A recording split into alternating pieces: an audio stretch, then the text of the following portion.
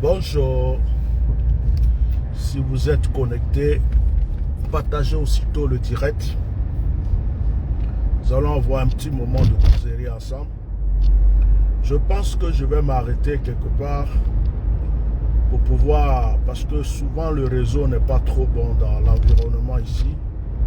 Alors si une personne est connectée, je te recommande de partager le direct. Je te recommande de mettre les cœurs, de partager. Si tu peux envoyer des étoiles, envoie-les. Voilà.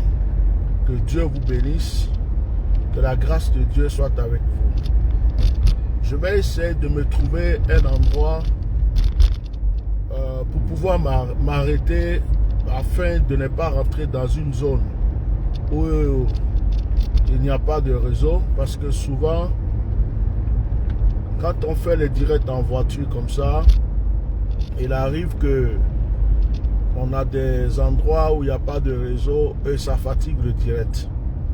Alors, il y avait des parkings ici, mais ils ont tout enlevé.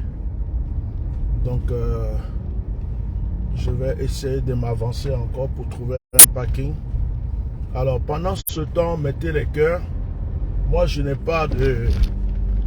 peux pas là mettre les cœurs parce que je suis en voiture. Mettez juste les cœurs, partagez. Nous allons parler un peu ensemble. Ce n'est pas un direct de prière. Ce n'est pas un direct de discussion. C'est un direct de motivation, de coaching.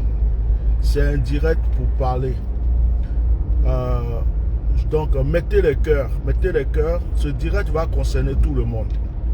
Ça va? Vous voyez? Je suis en train de rentrer dans une zone où le réseau va faire défaut.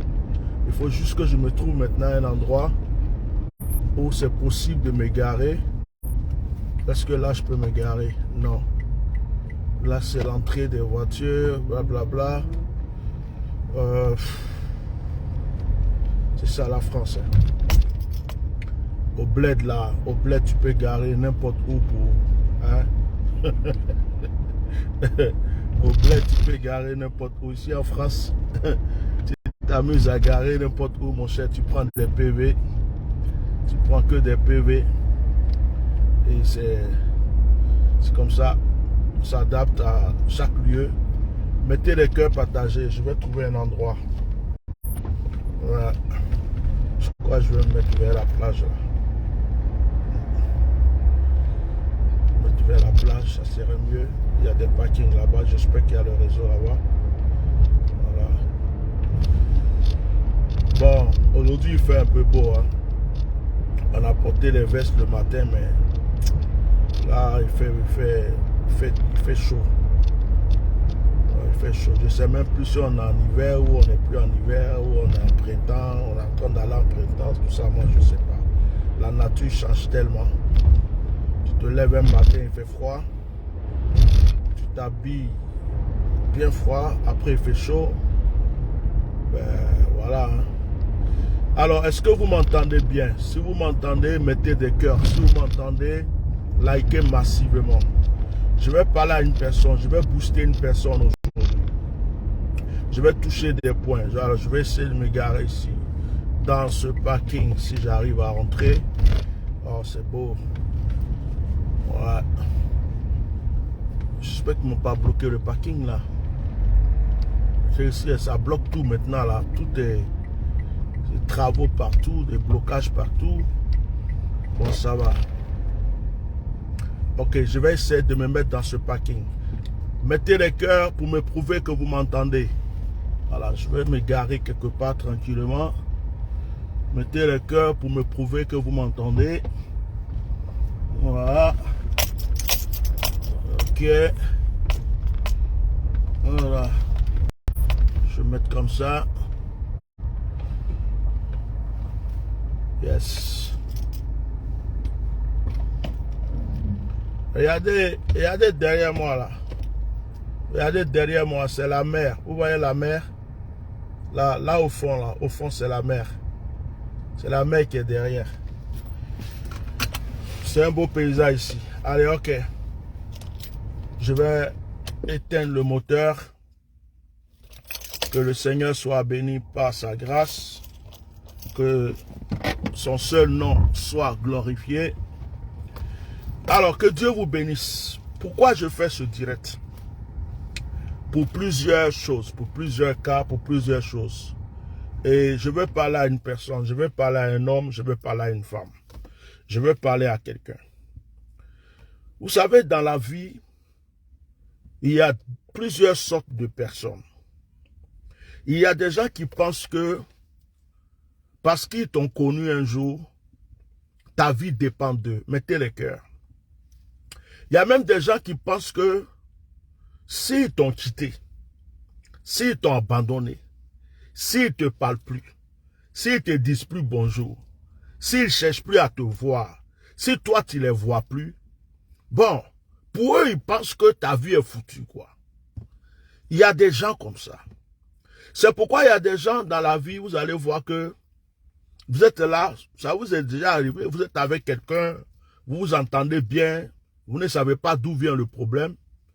Et puis un jour comme ça, la personne décide de ne plus vous parler, la personne ne vous appelle plus, il ne vous dit plus bonjour, vous ne savez pas deux fois même qu'est-ce que vous lui avez fait. Deux fois vous vous demandez, mais je l'ai fait quoi? C'était ma meilleure copine, c'était mon meilleur ami. Mettez le cœur, protégez le direct, mettez le cœur et puis partagez. Je vais prendre une vingtaine de minutes avec vous. Hein? C'est quoi? Qu'est-ce que je lui ai fait? C'était ma meilleure copine. C'était mon meilleur ami. Mais pourquoi il ne me parle plus? Pourquoi? Et la personne, chez elle, s'imagine que parce qu'elle ne te parle plus, parce qu'elle ne cherche plus à te voir, parce qu'elle ne te dit plus bonjour, elle croit que ta vie va s'arrêter là où ta vie est finie. Mais j'aimerais aujourd'hui te dire une chose. Les gens doivent se détromper. Et toi-même aussi, tu dois comprendre que, en fait, personne n'est le moteur de ta vie. Personne n'est le moteur de ta vie. Mettez-moi le cœur et puis partagez. Prenez une chaise. Posez la chaise. Que ce soit dans une rue, chez vous, dans un marché, à l'église, n'importe où. Mettez une chaise. Quelqu'un va s'asseoir sur la chaise. Mais si la personne se lève, une autre personne va venir s'asseoir sur la chaise. Il y a des bancs publics, vous voyez quelqu'un s'assoit, il s'en va, une autre personne s'assoit après. Le banc là, il ne dit pas à quelqu'un, parce que tu t'es assis, tes fesses sont trop grosses, tes fesses sont chaudes, tes fesses sont... toi au moins tu n'as pas pété quand tu t'es assis là, l'autre là il avait pété. Donc vraiment, le banc il s'en fout. Le banc s'en fout. Il reste le banc là. Il reste là. Il reste. C'est-à-dire que celui qui veut n'a qu'à venir s'asseoir. Celui qui veut n'a qu'à se lever pour partir. Mais le banc là va rester toujours là. Il reste là. Lui il n'appelle pas quelqu'un. Mettez le cœur. Ma page était beaucoup en restreint. Donc vous voyez, même quand il y a des vues, souvent on a l'impression qu'il n'y a pas de vues. Mettez le cœur. Je vais vous montrer quelque chose aussi. Par exemple, ça, c'est un billet. C'est un billet de 50 €. Bon, je vais prendre un autre billet parce que je n'ai pas envie de déchirer mon billet. Voilà. Ça, c'est un billet de 5 €. Regardez. Voilà le billet qui est là. Regardez. Je l'ai froissé. Voilà, je l'ai froissé. Voilà le billet. Je l'ai froissé. Je peux même le jeter. Je peux marcher dessus. Hein? Je peux marcher dessus.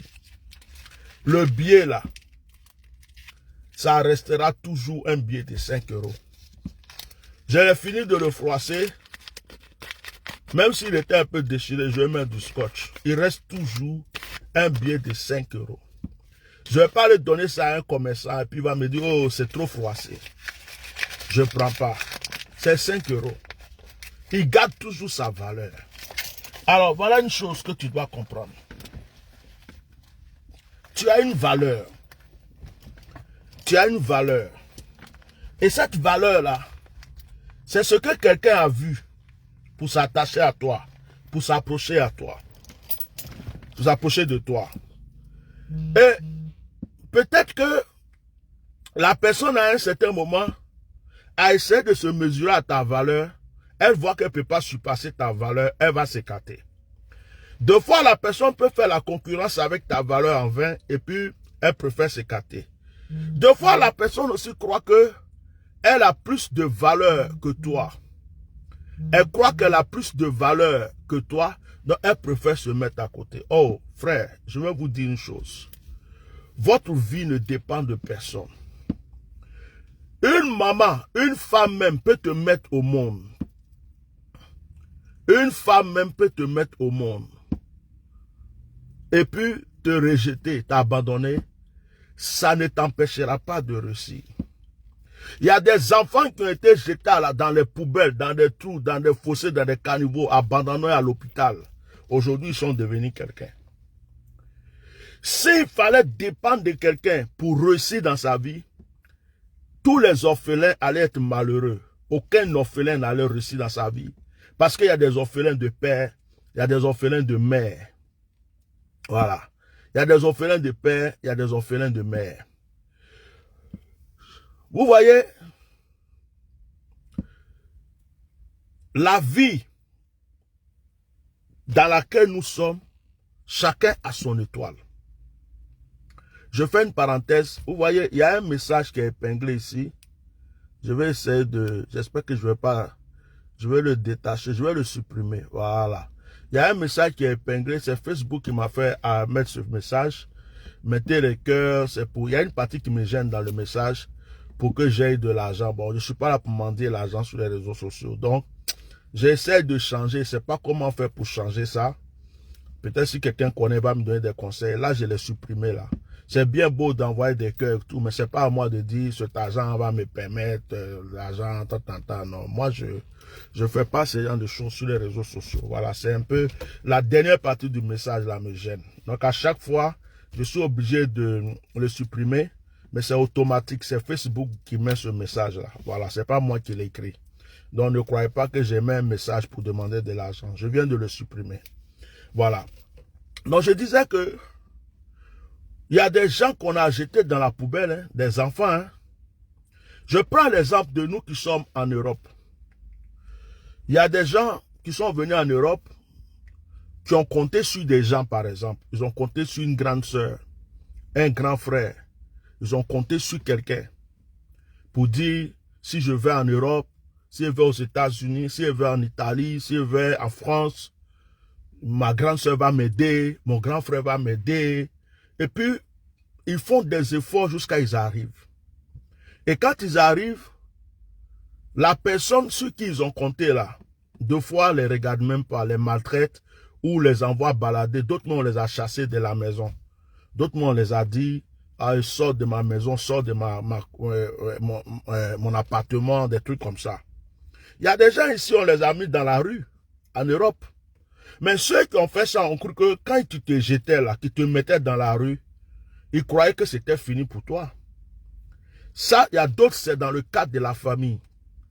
Mais il y a d'autres, peut-être qu'ils vivaient avec une femme. Il a compté sur cette femme en disant non, comme elle est déjà française, je ne vois pas vos cœurs, je ne vois pas vos cœurs, je ne vois pas vos cœurs.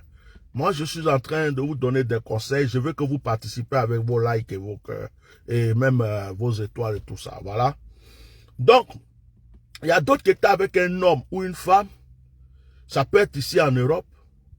Ils ont mis leur espoir dans la personne. Oui, c'est ma femme, ou bien ma copine, ou bien mon truc, je vais le voir, il va m'aider, avec ceci. Et puis, malheureusement, la personne les jette. Malheureusement, la personne les jette. Il y a d'autres mecs qui ont fait venir leur propre femme ici, la femme les a jetés. Hein. D'autres ont fait venir leur mari, le mari les a jetés. D'autres aussi, ils ont lutté jusqu'à ils sont venus rejoindre quelqu'un, que ce soit leur femme, leur mari ou quelqu'un comme ça. Mais la personne les a jetés. Mais la plupart ont réussi. Hein. Et c'est quand tu réussis que ces gens vont te voir et puis se disent, hey, donc c'est comme ça il est devenu, c'est comme ça il est devenu. Moi, je me rappelle, dans les années 99, 2000, quand moi je suis venu en France, j'ai commencé à m'installer vraiment en France dans les années 98 parce que dans les années 91, 92, 93, je faisais feu en Côte d'Ivoire. Je faisais feu même. Prophète Etienne, j'allumais le feu. En tout cas, quand on parlait de Kakou Sévérin, après nous autres, on était à côté. Par la grâce de Dieu, on parlait de nous aussi à Yopougon. On parlait de nous un peu dans le pays. J'aimais beaucoup aller à l'intérieur. Et c'est le ministère qui m'a envoyé en Europe. Il y a eu beaucoup de combats, il y a eu beaucoup d'épreuves. Mais je prends mon exemple. Quand je suis arrivé, j'ai compté sur une église, j'ai compté sur des pasteurs. Un pasteur, quelqu'un que j'appelais comme un père. Quand je suis arrivé, pour une histoire qui n'était même pas au courant, il n'a même pas demandé mon avis, il m'a même pas demandé qu'est-ce qui s'est vraiment passé, mettez les cœurs. Quelqu'un l'a appelé d'Abidjan pour lui dire, faut pas le recevoir. Et c'est là que moi-même, ma vie a commencé. C'est-à-dire que c'est là que je commençais à avoir les vraies épreuves même. Je vivais déjà une épreuve de couple, une épreuve de famille, une épreuve où j'ai pensé au suicide, une épreuve où je me demandais qu'est-ce qui m'arrivait. J'avais juste besoin de consolation. J'avais juste besoin de quelqu'un qui va me faire asseoir pour me dire, ah, mon fils, ça là, du courage, marche comme ça, fais ceci, on va t'aider dans la prière. Je n'ai pas eu ça. Et la personne qui l'a appelé aussi, c'était un père, sur qui je comptais, à qui j'ai rendu des services. Quelqu'un que je prêchais dans son église a pris de l'ampleur. Son église a pris de l'ampleur. Il y avait des programmes, je faisais gratuit, 5 francs, il ne me donnait pas, je partais prêcher. Une fois, j'ai prié même, il y a un de ses fils là, son pied a poussé, il avait un pied plus court que l'autre. Son pied a pu pousser comme ça en public pour devenir pareil. En tout cas, il y avait des miracles et tout. Et c'est lui-même qui m'avait donné ma lettre de recommandation pour que je vienne en France. Et il a appris une histoire, il ne m'a même pas appelé. Il ne m'a même pas demandé mon avis. Il ne m'a pas dit, mon fils, qu'est-ce qui se passe? Il a juste pris son téléphone et il a appelé en France. L'autre qui me connaissait ici. Il dit, oh, lui là, il ne faut pas le recevoir. On dit ça. On dit. Mais moi qui suis concerné, il ne m'a pas appelé pour me demander. La personne aussi qui devrait me recevoir ne m'a pas fait asseoir pour me demander de quoi s'agit-il. Donc, dans les on dit là, j'étais devant sa porte en plein hiver. Je ne connaissais pas encore la France. J'étais nouveau, je venais, je partais, je venais. Je ne savais pas comment la France était. J'avais prié pour des personnalités. En ce moment, c'était au temps de Bédier. J'avais prié pour des personnalités. Donc, un moment, je commençais à avoir le passeport, service, passeport diplomatique. Donc, je partais, je venais. Bon, on m'avait donné des hectares de terrain en Côte d'Ivoire. Mon ministère prenait de l'ampleur. Jamais j'avais voulu rester en France. Pour moi, je viens faire mon ministère puis je retourne. Et à cause des histoires qui étaient trucs, il fallait que je reste un peu. Et quand je suis arrivé, la personne sur qui je comptais était devant la porte de chez lui quand j'ai sonné. Et puis il me regarde comme ça, en plein hiver, pour quelqu'un qui ne connaît pas la France, qui n'a pas les papiers, tu es serviteur de Dieu, tu es chrétien. Tu peux quand même le faire asseoir pour lui demander qu'est-ce qui se passe. Tu vas lui donner des conseils. Peut-être même que si c'est un problème, tu vas arranger le problème. Tout est possible dans la vie, tu es serviteur de Dieu. Non. Il m'a dit, je ne veux pas te recevoir. Il dit, non, je ne veux pas te voir, je ne veux pas te recevoir. Il dit, mais pourquoi papa? J'ai fait quoi? Il dit, non, on m'a appelé, on m'a dit ça. Tant que tu ne vas pas faire ça, tu ne rentres pas ici. J'ai dit, papa, mais je ne connais personne ici. C'est sur toi je comptais. C'était à Paris, à Villiers-le-Bel, dans le 95. Donc il m'a jeté au dehors. Et quand on te jette au dehors ici en France, même si tu étais le chrétien le plus spirituel du monde, tu te cherches. Tu te cherches. Donc, la vie a commencé à être comme ça. Mettez les cœurs, chacun vous parler à mon cœur. J'ai eu envie de vous parler aujourd'hui. La vie a commencé à être comme ça. Comme ça. Et j'ai pleuré jusqu'à, j'ai dit, waouh, on peut me faire ça à l'église. Et puis lui aussi, il a pris son téléphone. En ce moment, tous les pasteurs des églises françaises, des blancs ici, là, ils ont entendu parler de moi, ils me connaissaient. J'étais invité partout. Il y avait même une femme juive. En ce moment, ce n'était pas encore les euros, c'était les francs. Elle allait 10 000 francs français, là, c'était beaucoup. Elle allait me comprendre dans son compte comme ça, elle m'a donné. Les gens achetaient des voitures pour moi. Les gens m'invitaient partout. Oh, les portes étaient ouvertes partout. Il a pris son téléphone. Il a appelé des pasteurs des églises, surtout les blancs là. Quand on parle mal de quelqu'un, ils ne cherchent même pas à savoir. Donc il a appelé. Il dit ne le recevez plus, ne le recevez plus. C'est comme ça qu'on m'a fermé toutes les portes. Hey! On m'a fermé toutes les portes. Là où j'ai déjà prophétisé, toutes les portes étaient fermées. J'ai dormi où? J'étais devenu un vagabond à Paris. Si elle voit un drogué, il dit tu peux dormir chez moi, je vais dormir chez lui. Je vois quelqu'un qui fume, il dit tu peux dormir chez moi, je vais dormir chez lui. Je vois quelqu'un qui va en boire tout le temps, il dit je peux te recevoir quelques jours, je dors chez lui.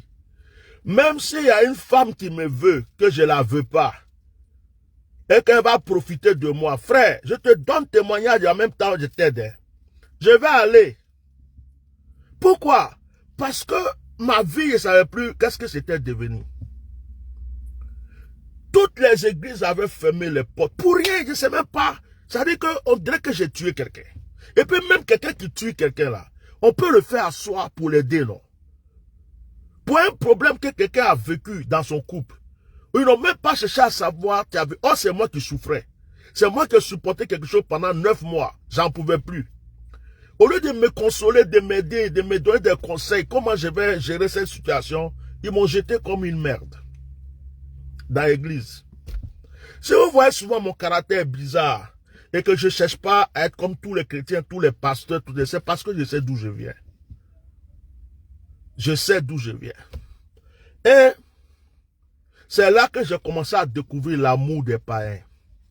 C'est là que j'ai commencé à découvrir que ceux qui ne vont pas à l'église ont un cœur 2 fois plus que ceux qui vont à l'église.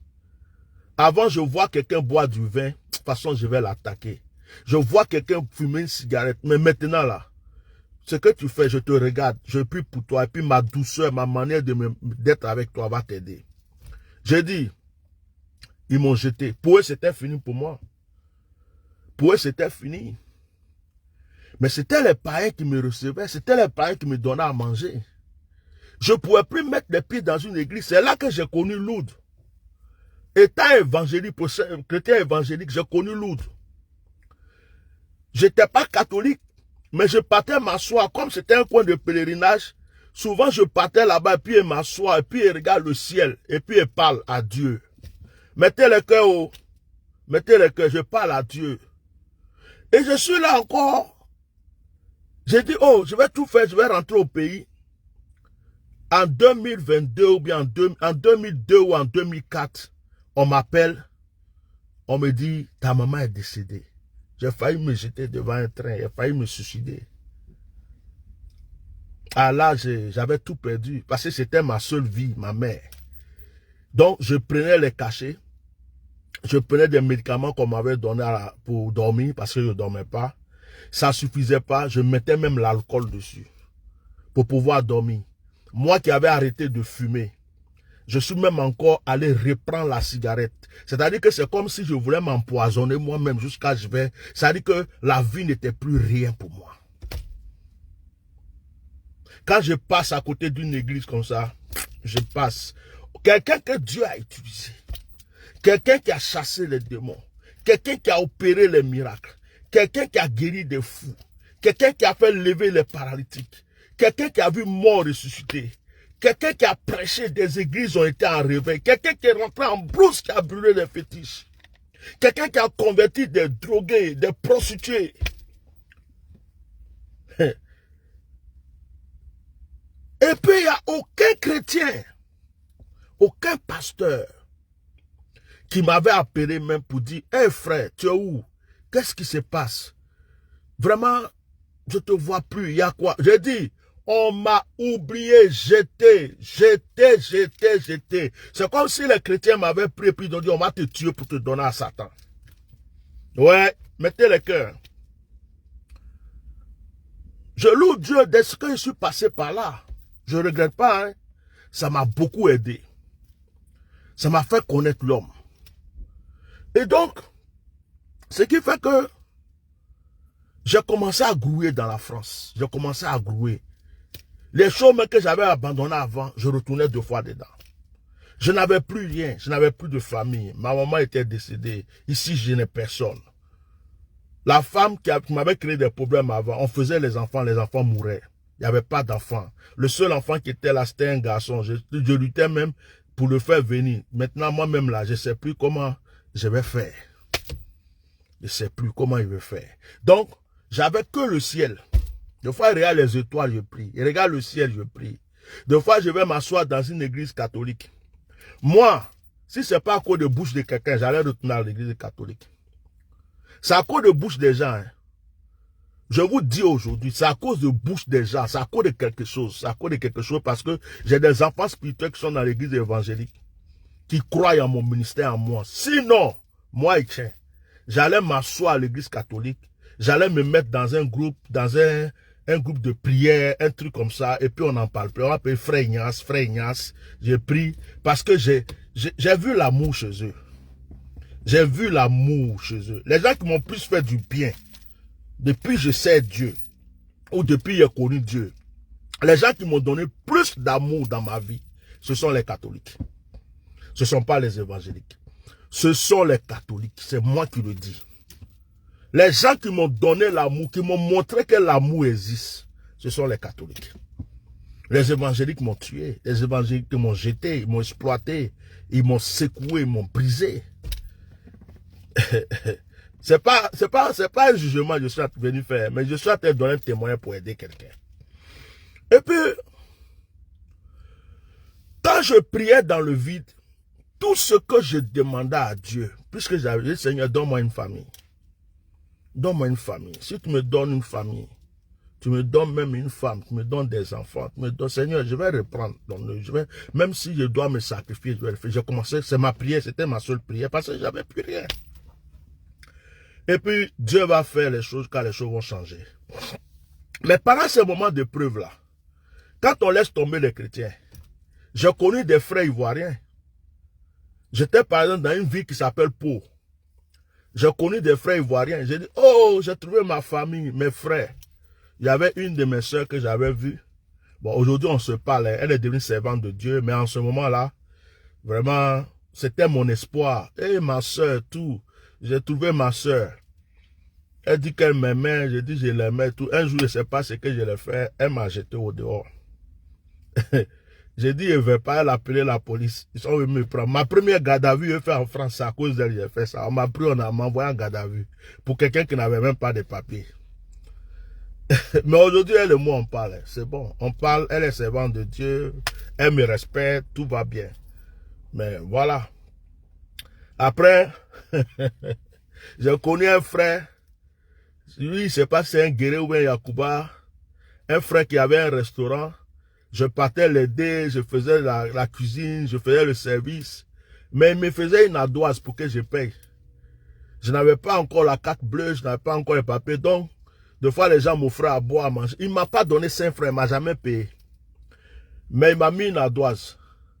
Et le jour où je vais avoir mon premier compte, mon premier chèque et tout, j'ai été ignorant. Je lui ai donné des chèques avec des dates. J'ai dit, il faut prendre ton argent, tel jour, telle date, telle date, telle date. Il a déposé tout d'un coup. Dès qu'il y a eu ma carte, j'ai été interdit bancaire en même temps. Mettez les cœurs, c'est intéressant ma vie là. Donc, dans ça là, j'avais ma soeur Baoulé aussi. J'ai grandi avec son petit frère. Son petit frère était à Sabou. Ils étaient à Sabou. Moi, comme moi, j'ai grandi au milieu des petits goulas. C'est pourquoi je parle bien goula. Moi, on me prenait pour un petit goula même. Il m'appelle Ibrahim. On me prenait pour un petit Djoula. Tout Djoulabougou me connaissait. Donc, moi, je ne traînais pas avec les Kwadjo Kwasi. Je traînais avec les Américains, les Bolo, les Pata, les, voilà, tout ça là. Donc, c'est les petits Djoula qui m'ont éduqué même. Les petits Djoula qui m'ont éduqué. Et ben, Kamato est fatigué. À cause d'eux-mêmes, là, je suis allé me circoncire forcé. Tellement bon, c'était Cafri, Batrading. On joue au ballon, au palabre. On finit, en plus, c'est que quand on finit de jouer, on finit de se battre, on va se laver, après on se retrouve pour manger ensemble. Voilà, c'était ma vie, les petits Djoula. Les petits baoulés même, ils étaient dans leur coin, moi j'étais les petits Djoula. Mais, j'avais quand même un petit baoulé qui était mon frère. C'était un petit Rasta, mais je ne sais pas qu'est-ce qu'il est devenu, Oumse. Et puis, j'ai trouvé sa sœur. Quand j'ai vu sa sœur, elle a dit, hé, ma grande sœur en France, hé, ma grande sœur. J'étais content. Ma grande sœur, oh, ma grande sœur, elle, ouais, connaît, je la connais, elle connaît ses parents. Yeah. Elle avait un copain blanc. Elle était chez eux, elle avait l'assiette, elle balayait la maison, elle faisait tout, je dormais au salon. La vie de l'homme. Et à chaque fois, quand je les entends souvent, elle dit, je souffre. Je dis, toi, tu sais rien, hein. Tu sais pas la vie des gens, hein. Un jour comme ça, comme je n'avais pas d'habits, j'avais rien. Tous mes affaires sont restés au pays. Tout ce que j'ai acheté, mes Lacoste, tous mes trucs sont restés au pays. Donc moi, j'étais comme un gaou dans France, là. Et puis un jour, son mari dit, on a qu'à sortir. On sortait à 3. Comme je n'avais pas d'habits, il est parti me prêter un joli pantalon et puis une chemise Ralph Lauren, les trucs. Yeah! On est sorti, on est venu. Je ne sais pas qu'est-ce qu'elle a bu ce jour, la façon elle m'a insulté. Tu as apporté l'habit de mon mari. Toi, tu as apporté l'habit de mon mari, tu te prends pour qui? On dirait que j'ai volé quoi. Elle m'a insulté jusqu'à dire, il faut partir de chez moi. Me voilà dans la rue. Je vous rends ce témoignage pour vous aider. Je suis dans la rue, pour rien, parce qu'on m'a donné un habit pour porter. Je passe, il y a une fille grosse comme ça, une blanche. Elle dit que c'est moi, elle a vu. Donc de venir dormir chez elle. Elle fait comment? Tu te cherches, mon frère, même sur du fois. Je suis parti, hein. Arrivé là-bas, elle aussi, on dirait folle. Hein? De voir son chat là. Moi, les chats là, j'ai un problème avec eux. Quand chat là, je suis là, il vient sauter sur moi, et puis un jour, il est tapé chat là comme ça. Oh, tu tapes pas mon chat. Le chat là, il était ici, hein, quelqu'un. Ouais, quoi, c'est moi, m'a comparé à un chat. Yeah, je suis tombé malin. Ça a continué jusqu'à... Mes frères, quand le temps de Dieu est arrivé, un jour, je me suis levé comme ça, on dirait un garçon. J'ai dit, moi, ma vie va changer. Je suis allé chez le maire de la ville. On dit, il faut prendre rendez-vous. J'ai dit, moi, je vais parler au maire. Je suis allé. Dieu merci, je suis tombé sur une bonne personne. Je lui ai raconté mon histoire. Il dit, va à la préfecture. Je suis allé. Ça a été comme si c'était la magie. J'ai eu mon titre de séjour comme ça. Bah. Ça n'a même pas fait 2 ans après, on m'appelle, on me dit, tu as la nationalité. Voilà, Ndia Kouagne qui vient d'avoir nationalité dans France, là. Mais les jours, on me demande, tu veux être naturalisé ou bien double nationalité. Moi, je me suis appuyé les regards, il dit ça, c'est quelle question ça encore. Donc, ma nationalité est quittée ici. C'était... Ma vie a changé. Mais, tous ceux qui ont fait ça, dans l'église, les gens même parlaient de moi, ils disaient que j'étais mort, c'est fini pour lui, là, il ne va jamais se relever. Quand ils m'ont revu me relever, il y a même un pasteur qui est venu me laisser un message, il dit, toi, avec tout ce que tu as vécu, si tu sais Dieu encore, c'est que vraiment Dieu t'a appelé, Dieu t'aime, et tu es avec Dieu. Et tous, il y a même le papa qui m'a jeté là. J'ai tout fait, moi-même que j'ai rien fait là, j'ai tout fait, je suis allé lui demander pardon. Je lui ai demandé pardon, lui aussi m'a dit, oh, vraiment, je m'excuse, si vraiment... L'autre là aussi, je suis allé à Abidjan. Je suis allé dans son église. J'ai dit, papa, je suis venu te demander pardon. Peut-être que je t'avais offensé. Pourquoi? Parce que je respecte la paternité. Je sais que je n'ai rien fait. Je sais qu'on m'a fait du mal. Mais pour le prouver que moi, mon cœur, là, il n'y a rien dedans, là. C'est moi, je suis allé demander pardon exprès. Je suis allé demander pardon. Mettez les cœurs. Mais ils m'ont vu. Je n'étais pas mort, j'étais vivant. Celle qui m'a chassé à cause de son copain là l'a laissé tomber. De toute façon, elle a galéré dans la ville. Actuellement, je ne sais pas qu'est-ce qu'elle est devenue. L'autre aussi, son restaurant là, il avait fermé. Il a eu des problèmes. Tous ceux qui ont fait là, un jour ils voient, je suis dans ma voiture. Un jour ils voient, ma tête a changé. Un jour ils voient, je ne suis plus la même personne. Ils ont commencé à se dire, ah, donc lui là, il a réussi dans sa vie. Frère, je vais te dire une chose, ta vie ne dépend pas de quelqu'un. Ta vie ne dépend pas de quelqu'un. Si quelqu'un veut te laisser là, il n'a qu'à te laisser. Si quelqu'un veut t'abandonner, il n'a qu'à t'abandonner. Si quelqu'un veut te rejeter, il n'a qu'à te rejeter. Si quelqu'un veut te trahir, il n'a qu'à te trahir.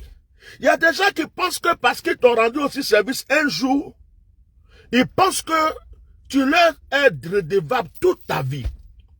Il y a des gens qui pensent que parce que tu les as connus, tu as souri, mangé avec eux, ça veut dire que ta vie là, c'est eux qui détiennent la clé de ton élévation, de ton avancement. C'est pourquoi où je suis là, je ne compte pas sur quelqu'un.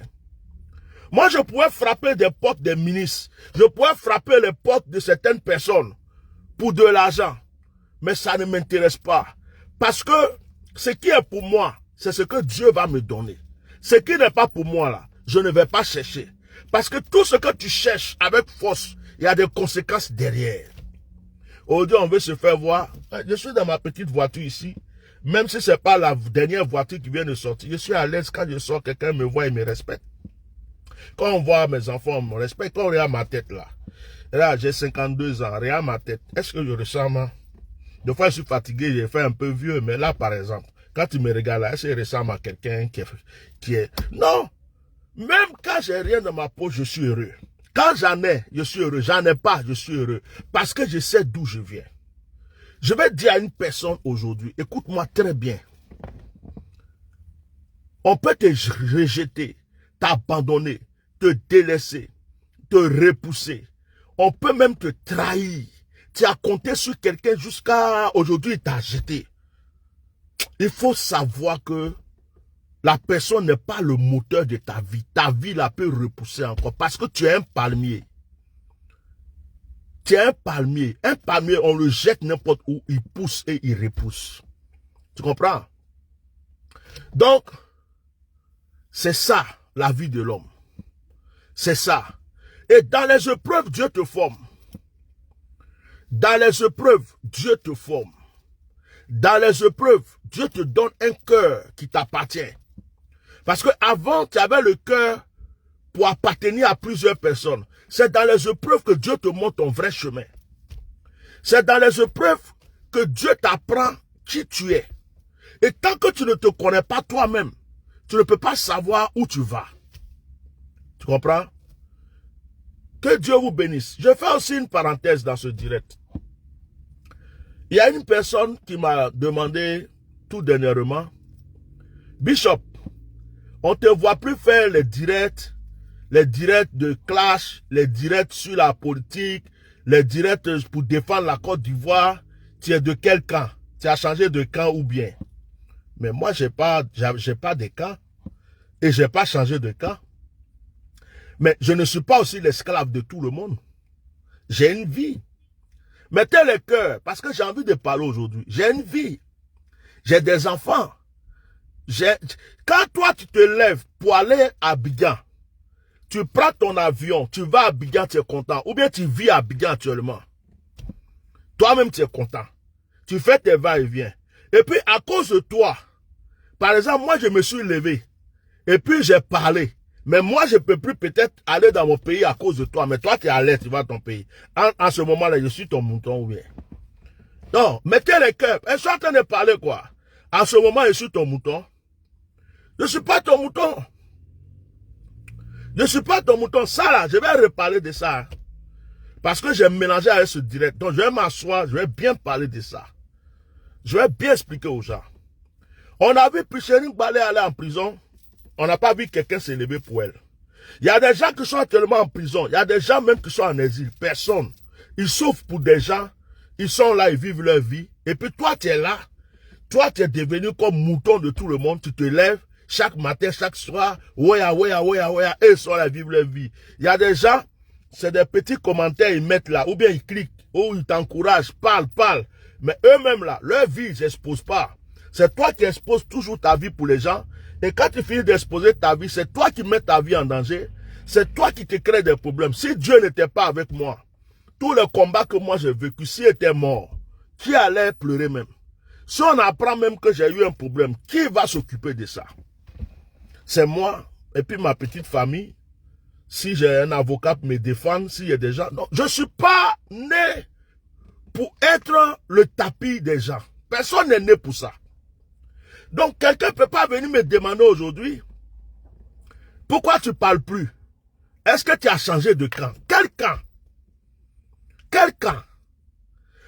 Moi, j'ai parlé étant ivoirien. J'ai dit ce que j'avais à dire. Et puis, ce que j'ai dit là, tout s'accomplit actuellement. Tout ce que j'ai dit. Gbagbo, Laurent et puis Blé Goudé étaient en prison. J'avais dit que je voyais que Gbagbo et puis Blé là, ça n'allait pas, ils allaient se diviser, ou bien ils étaient déjà divisés.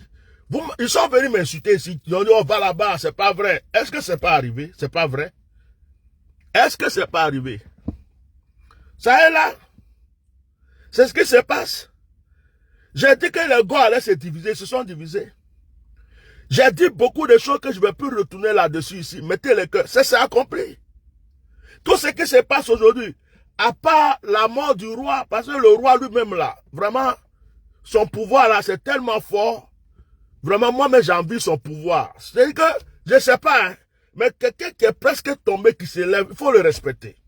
Donc, moi, j'ai fait ma part. J'ai fait ma part. Et je ne suis pas ennemi de quelqu'un. Même si Blé Goudé se divise avec Gbagbo, Blé Goudé n'est pas mon ennemi. Gbagbo n'est pas mon ennemi. Je vais défendre qui? Je vais laisser qui? Si mon Gbagbo n'est pas mon ennemi, je peux aimer Soro Diom, je peux aimer Bédier, je peux aimer un tel ou ne pas aimer un tel, mais après, ça ne fait pas que je vais m'engager forcément dans quelque chose. Donc, que certaines personnes se détrompent pour dire, oh, il est là, il ne parle plus. Il y a des cyber-activistes, il y a des blogueurs qui parlent de leur parti politique ou qui parlent de leur leader. Certains sont payés pour ça. Depuis que j'ai parlé, depuis 2010, où j'ai mis ma bouche dans l'histoire des problèmes de mon pays, celui qui s'est levé un jour pour m'envoyer 5 francs pour boire de l'eau, qui lève son doigt, personne. Celui qui m'envoie 1 franc pour dire, ça là, j'envoie ça pour que tu puisses payer tes factures de téléphone avec, personne. Hein? Il y a d'autres aujourd'hui là, ils sont là, même ils sont payés par Facebook. Ils sont payés par Facebook. En même temps qu'ils sont payés par Facebook, en même temps, on leur donne de l'argent à côté pour faire ce qu'ils font. Donc, c'est moi, je suis bête. Et puis, je vais venir me mettre là, sur les réseaux sociaux à chaque fois, crier comme un mouton, juste pour se faire voir, juste pour se faire connaître. À chaque fois qu'il y a un problème, je vais mettre ma bouche dedans. À chaque fois qu'il y a un problème, je vais mettre ma bouche dedans. Les Ivoiriens, même qui sont en Côte d'Ivoire, même ils ne se plaignent pas. Eux-mêmes, là, quand tu vas leur dire ça, là, ils disent non, eux ne voient pas ça. Donc, à un certain moment, il faut savoir que tu ne vis pas pour les autres. Tu ne dépends pas des autres. Tu as ta vie. Vis ta vie. Ce côté-là, je vais faire un direct là-dessus. Un direct d'éclaircissement, je vais faire là-dessus. Peut-être quand je vais rentrer. Pour ne pas mélanger les deux sujets. Alors, juste pour dire à quelqu'un que, à un certain moment de ta vie, il faut savoir te séparer. Il faut savoir accepter la séparation. Il faut savoir changer d'attitude. Il faut savoir reprendre un chemin.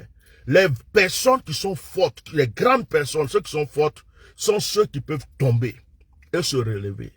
Sont ceux qui peuvent glisser et se redresser. Sont ceux qui ont toujours la force de recommencer quelque chose dans leur vie. Que Dieu vous bénisse. Je vous encourage à comprendre que vous ne dépendez de personne. Si vous êtes toujours là, mettez les cœurs. Si quelqu'un ne veut plus te parler, laisse-le. Si quelqu'un ne veut plus te dire bonjour, laisse-le. Si quelqu'un ne veut plus te voir, laisse-le. Ne cours après personne. Oh, c'est ma meilleure amie, c'est mon meilleur camarade. Oh, c'est ceci. Ta vie ne dépend de personne. Sinon, tu allais ramasser tout le monde. C'est-à-dire que, hey, imagine ta vie là, tous ceux qui t'ont quitté là, si tu devais courir derrière tous, les ramasser tous vraiment, et c'est pas ce que tu vas devenir. Quand d'autres s'en vont, Dieu va te donner d'autres plus importants que ceux qui sont partis. Que Dieu vous bénisse. Je vais rentrer, et cette deuxième partie-là, j'ai envie de vider mon cœur, j'ai envie de vraiment vider mon cœur, et je vais faire un direct spécialement là-dessus. C'est dommage parce que, comme il n'y a pas trop les réseaux, je pense que le nombre de vues et les trucs là, c'est pas tout. Mais je vais rentrer, je suis pas trop loin de chez moi, j'ai encore une quinzaine, vingtaine de minutes. Et que Dieu vous bénisse. Ayez confiance en vous-même. Vous ne dépendez de personne. Vous ne dépendez de personne. Votre vie ne dépend de personne. Votre histoire ne dépend de personne. Vous êtes unique. Vous êtes unique. Si quelqu'un a vu votre valeur un jour pour se mettre avec vous et qu'aujourd'hui, elle fait semblant de ne pas voir votre valeur et qu'elle veut vous quitter, laissez la personne vous quitter.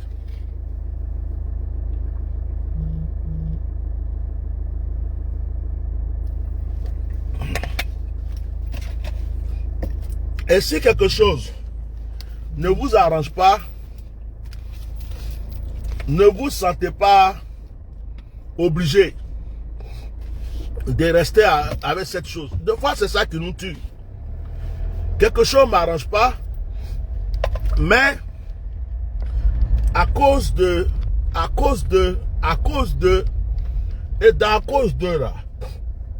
on est là, la chose ne nous arrange pas. Mais on a peur de la bouche des gens. On a peur de ce que les gens vont dire.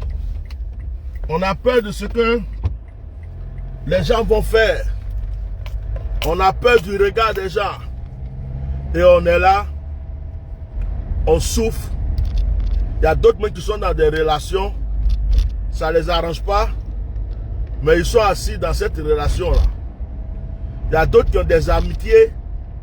Cette amitié ne l'arrange pas. Tu sais que la personne n'est pas quelqu'un avec qui tu dois marcher. De fois même temps, tu sais que la personne est hypocrite. De fois même, tu sais que la personne même là, mais on dirait que tu es coincé quoi. C'est comme si tu n'as pas d'amis, ta vie s'arrête. En tout cas, apprends dans mon école. Apprends dans mon école. Hein?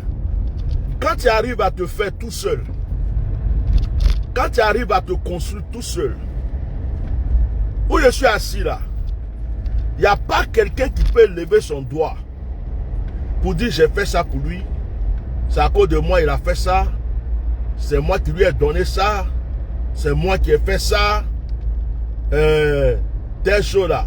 Quand vous voyez les gens faire les clashs sur les réseaux sociaux là, est-ce que vous avez déjà vu, même le petit Makissé Makansi, vous n'avez pas qu'on dise que je dis nom de quelqu'un. Au moment où je disais des vérités sur lui, vous croyez que s'il était dans son milieu et qu'il avait vraiment des histoires sur moi ou quoi que ce soit, vous croyez qu'il se serait laissé faire? Non. Moi, je suis dans mon coin. Où je suis là. C'est moi ceux qui sait. Moi en bas, mon devant, mon derrière, c'est moi ceux qui sait. Voilà. Et ma vie est comme ça. Et ça fait que tu vis mieux. Quand vous laissez toujours des gens autour de vous, vous croyez que vous dépendez des gens. Il y a même d'autres à Paris qui souffrent. Moi, je connais des gens à Paris qui souffrent. Ils se sentent toujours obligés d'inviter des gens chez eux à la maison. Mettez le cœur, hein. Je vais couper tout à l'heure le direct parce que le réseau n'est pas bon. Ça ne va pas être bon ici. Ils se sentent toujours obligés d'inviter des gens pour manger, pour boire. Ils ont un problème d'argent, mais toujours ils vont inviter quelqu'un. Ils vont faire des courses, leurs enfants sont là dans le problème, mais ils veulent que les gens disent qu'eux aussi sont là. Eux aussi ils sont là. Et quand vous allez rester dans ça là, jusqu'à deux fois même tu vas mourir, même un petit terrain, tu ne pourras pas acheter dans ta vie. Parce que tu veux toujours que les yeux et la bouche des gens soient en ta faveur. Deux fois, laisse les gens te critiquer. Laisse les gens même parler mal de toi. Tant que toi, tu sais que ce qu'ils disent là, ce n'est pas toi, ça ne te concerne pas. Ils disent ça parce qu'ils ont quelque chose à dire, laisse-le dire. Et vis ta vie. Que Dieu vous bénisse. À tout à l'heure, quand je vais rentrer, pour une petite pause, on fera un direct parce qu'il y a quelque chose que je dois vraiment éclaircir pour que les gens sachent réellement où on va. Que Dieu vous bénisse. Partagez ce direct massivement. Shalom.